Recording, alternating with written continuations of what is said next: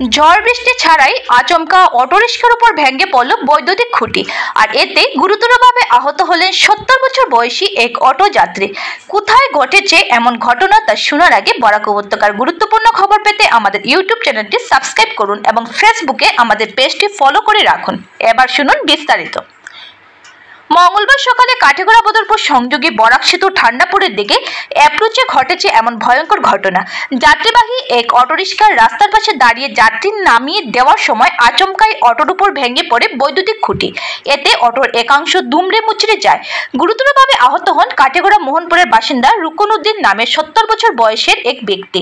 স্থানীয়রা সঙ্গে সঙ্গে আহত রুকন উদ্দিনকে উদ্ধার করে কাঠিগড়া মডেল হাসপাতালে নিয়ে যান, কিন্তু আহত ব্যক্তির অবস্থা সংকটজনক থাকায় প্রাথমিক চিকিৎসার পর শিলচর মেডিকেল কলেজ হাসপাতালে প্রেরণ করা হয়। খবর পেয়ে ঘটনাস্থলে পৌঁছয় ৫ গ্রাম পুলিশ। এই ঘটনায় স্তম্ভিত এলাকার মানুষ।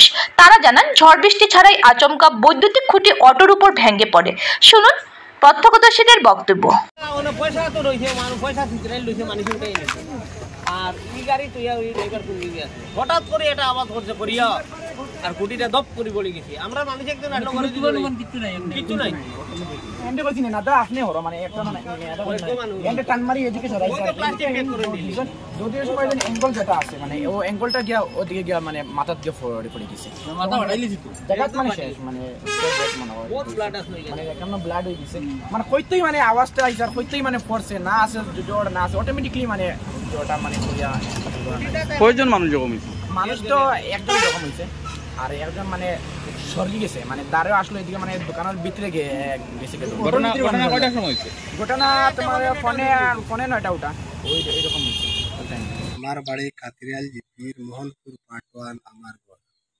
আজকে সকালে আমার বাবা রুকন উদ্দিন শিলচর যাওয়ার সময় চরঙ্গি গেমের ব্রিজ পার হওয়ার পরে অটো ভাড়া দিতে দেওয়ার সময় হঠাৎ করে কারেন্টের খুঁটি ভেঙে পড়ে যায় এবং ওনার গুরুতর জখম হয়। ওনার জখম দেখে লোকাল অটো ড্রাইভারগুলা মিলে ওনাকে কাঠিগড়া হসপিটালে নিয়ে যান এবং সেখানে ওনার গুরুতর জখম থাকার কারণে ওনাকে শিলচর মেডিকেল কলেজে রেফার দেওয়া হয়।